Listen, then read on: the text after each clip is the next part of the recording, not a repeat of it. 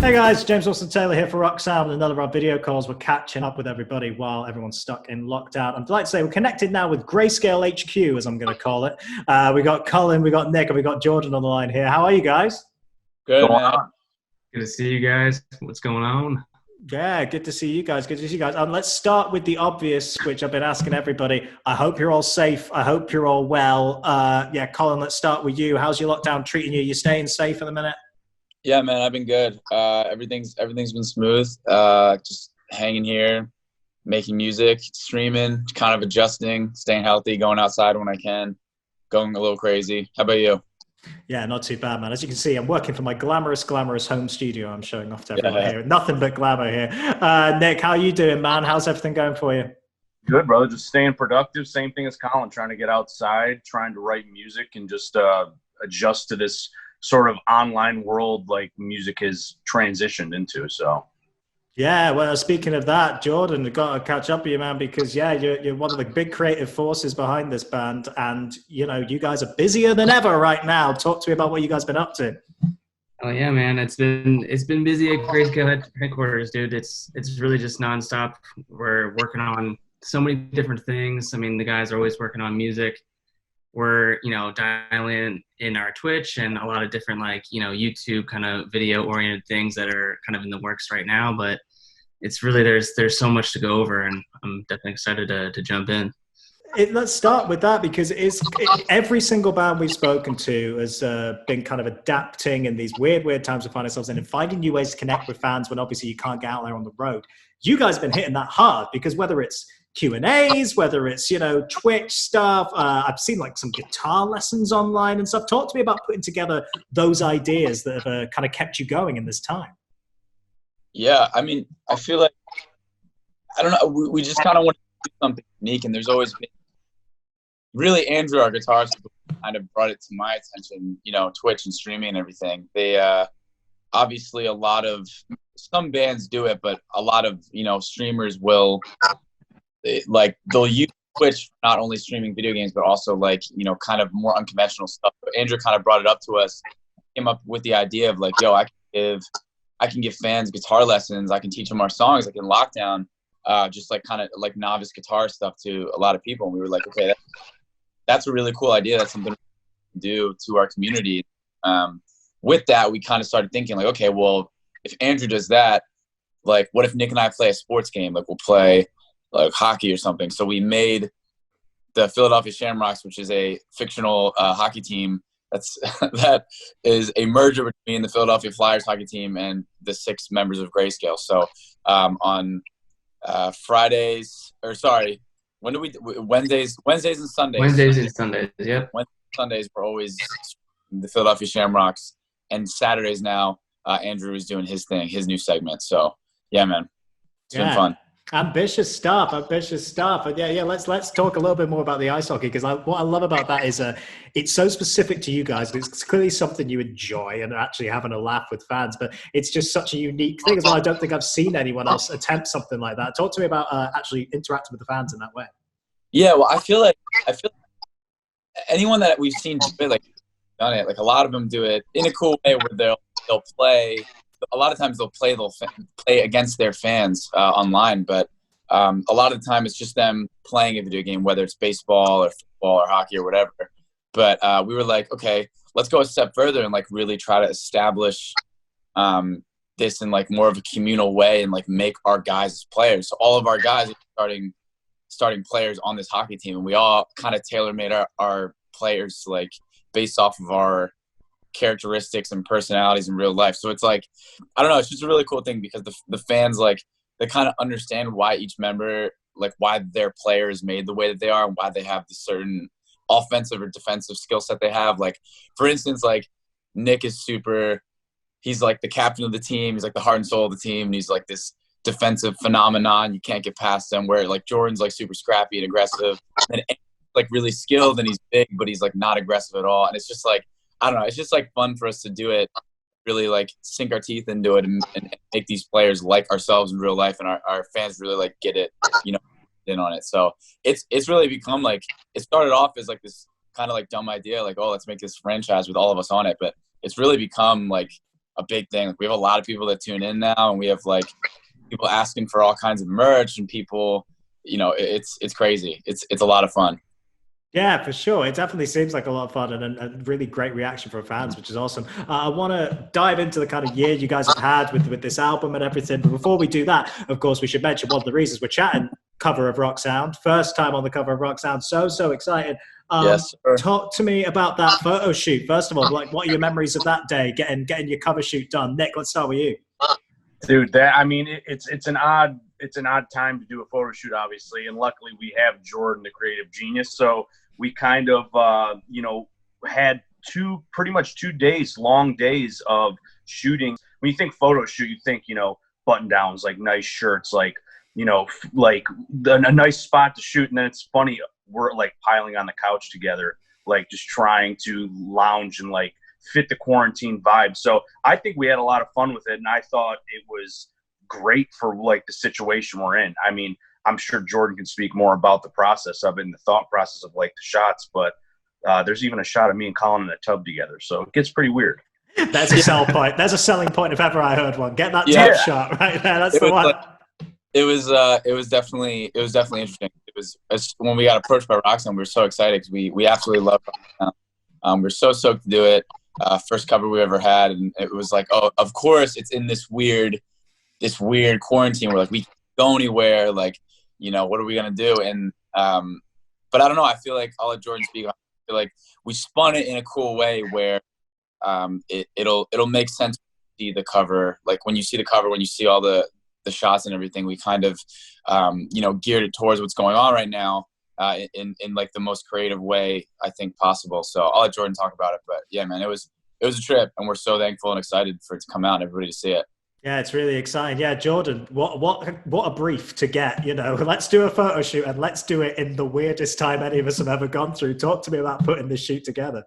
It was definitely a creative challenge for sure, because like Nick said, you think of photo shoot, you think of, having a location and having like maybe a stylist and kind of certain looks that you want to get across. And, certainly there was that vibe, but it was fun because, we can use the house and we're in the comfort of our own, like where we live, and even wearing like, clothes that we wear around the house. So it's like, it was really fun trying to find those like kind of creative moments and like kind of use Nick's house that I've been in 100 times and like kind of look at it in a different way. And but we're just like, I love my group of guys because we're so resourceful, and like we don't really shy away from these kinds of challenges. And it could have been very easy to tell Rock Sound like, hey, maybe let's wait on this and do something on the next go round when things go back to normal. But we saw it as a cool opportunity to take advantage of showing our fans what it's like to be home and working on what eventually they all get to see and experience. Yeah, absolutely. And I think it's a key point as well, whether it's a photo shoot like this or what you guys have been doing elsewhere, it's really nice seeing artists doing stuff actually from their home in this time, because it does kind of remind you that, I guess a lot of your fans are used to seeing you guys on stage or seeing you in a gig atmosphere or something like that, or in a music video. Actually having that kind of relationship where we go, you know what, everyone's going through this same weird thing at once right now. That's kind of a comforting thing. And it's got to be really nice to be able to share that with the fans, right? Oh, definitely. It's something that they've never even seen before. Like they haven't seen where we, where we work or where we live, or how we live. So it's definitely a cool way to kind of pull back that curtain and kind of invite them in our house, so to speak, for the first time with Rock Sound.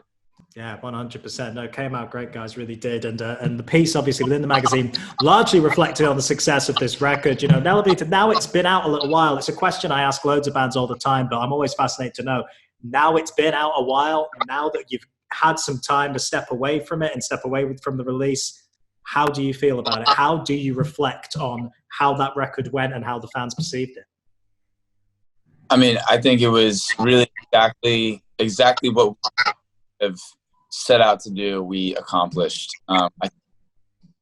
It's funny because it's like a lot of people kind of asked us like, oh, is this kind of asked us about the stylistically, like how kind of changed, and to us we didn't feel like we changed anything as artists. I think it was just what we kind of want people to, I mean, we kind of wanted people to understand, like, this record for us was it was a record that we brought in influences. Like, we're a band that we love all kinds of music. We've learned all kinds of music on different instruments as musicians of being trained as kids. So it's like, you know, if you have a love for Motown and, you know, hip hop and hardcore and everything in between, like, eventually it's going to trickle into the music that you make. And I think our first record, Adornment, there were plenty of things that we wanted to do and plenty of influences we wanted to pull from in like shaping our sound, but we didn't really, you know, I think it would have been too early and didn't feel appropriate at the time. I don't know if it was necessarily like a confidence thing. Maybe it was, but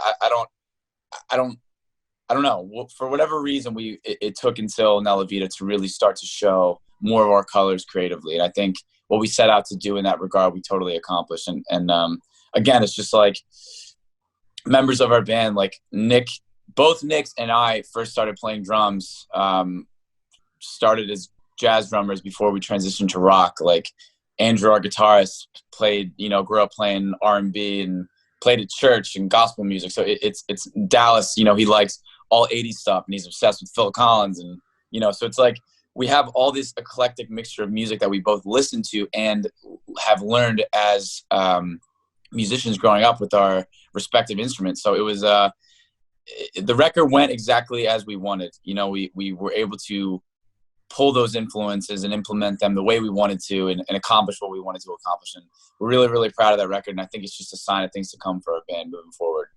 Well, that's exciting to hear, particularly the sign of things moving forward, because like you say, you know, there were a lot of influences at play, a lot of different sounds you hadn't necessarily played with before, and it was successful and received really well by the fans.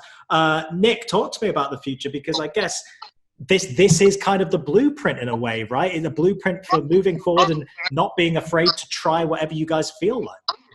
It is. And honestly, like Collin said, we all come from sort of different backgrounds of music and what we like. And I think the more you go on, the less, like you said, we're not afraid really, but it's like you almost have to establish yourself and then you kind of can get weird with it. Because if we put out Nella Vita right away, it's kind of hard to grasp for some people, you know what I mean, as a first record. So putting out Adornment and then Nella Vita, really it is limitless where we could go. And that's exciting to us because we don't do, you know, pop, you know, aspects or funk aspects because, you know, that's what people want.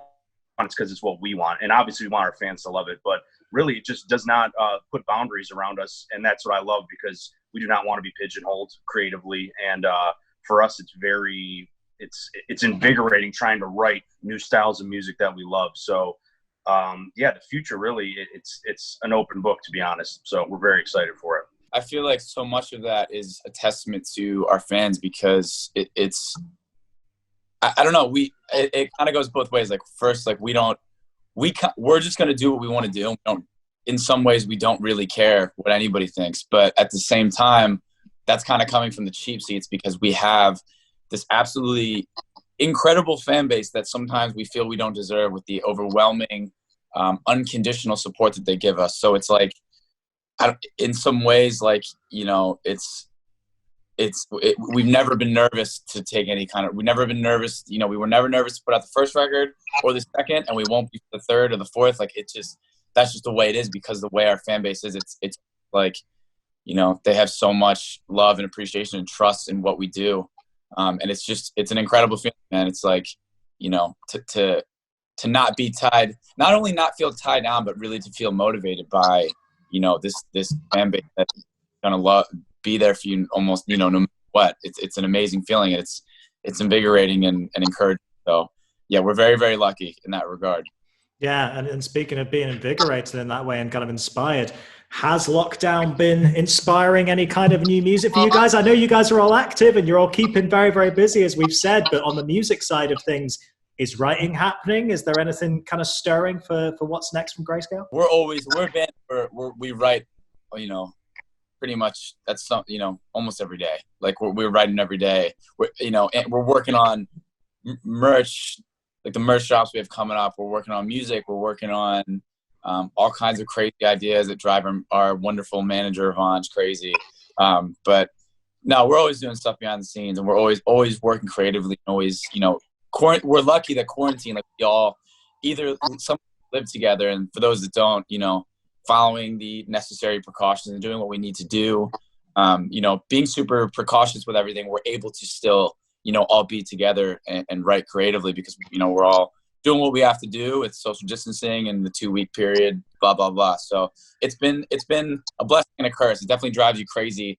When you're in a studio making a record for a month or 5 weeks, you can kind of get a little stir crazy, but it's not that we're making a record or anything, but just, doing some demoing and writing and working through the process we normally do. It's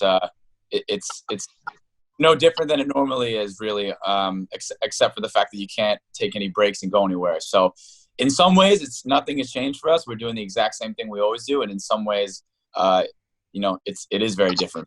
There is no step away from it. Like, you're in it creatively. You can't really get away from that because you can't go anywhere. You can go pick up coffee from Starbucks, like outside. They'll bring it to your car, but there's no eating lunch, hanging out. So I don't know. It's been crazy. Yeah, kind of different, kind of not. If that makes any sense at all. I think too, because right now we should be technically in Europe, like technically, if right. What I mean? So, like it's a bummer we can't do it, but it is also this time we don't get this much time to write and do the things we're doing. So like Collin said, a blessing and a curse, because it's like we wish we were on the road, but like to properly utilize this time creatively is huge for us. Like, we don't stop. We have so many, aspects of the band, and I think it just helps immensely with like the situation, you know what I mean? So just utilize the time properly is great for us. Yeah. That's exactly what we were saying with you, Jordan, as well. As it is about taking that creative impulse, and all power to you with the kind of myriad of projects you guys seem to be churning out there. Is it? I mean, of course, it's a challenge, but what are the major challenges of trying to keep things going and a machine like this going in these kind of circumstances?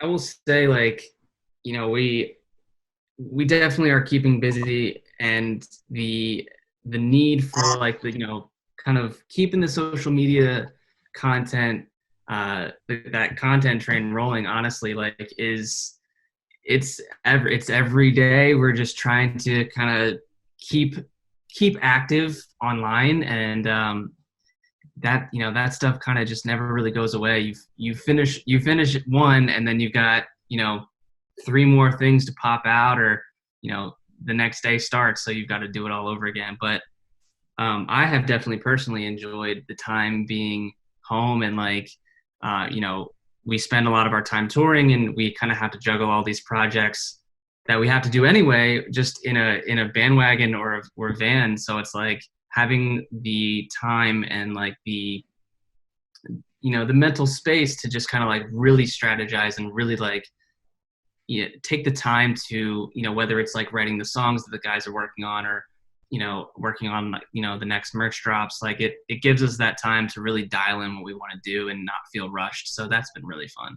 Yeah, I think it's kind of, to build on what Jordan's saying, it's kind of like a mental thing where, and kind of what Nick said too, where it's not like we're home. We're like, all right, like, we'll do some writing and relaxing and, do our thing for 3 weeks and then go back on the road. It's like, okay, we're in it now. Like there's no going anywhere. There's no, let's get these merch drops planned for, when we go on the road and we have to do the drops, or, in 2 weeks or whatever. It's not like that. It's just like we're home for the foreseeable future. So it's just all about, being productive and taking advantage of that time and enjoying it, relaxing, trying to get into a routine, being home. Obviously quarantine's hard to do that, but being healthy and working on things creatively and just taking advantage of the time.